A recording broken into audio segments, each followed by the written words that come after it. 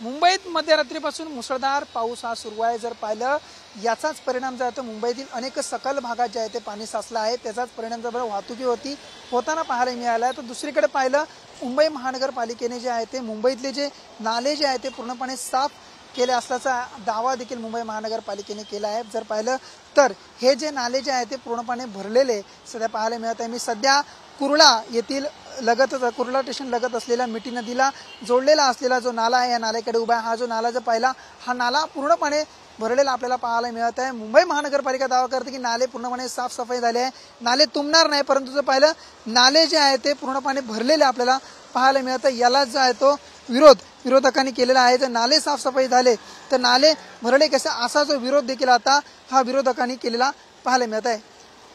Cameraman Mohan Dubey, Avinash Mane, टीव्ही9 Marathi, Mumbai.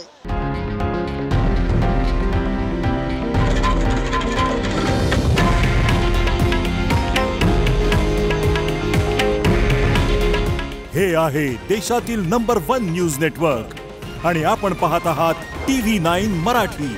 काळजी तुमची, हित महाराष्ट्राचं।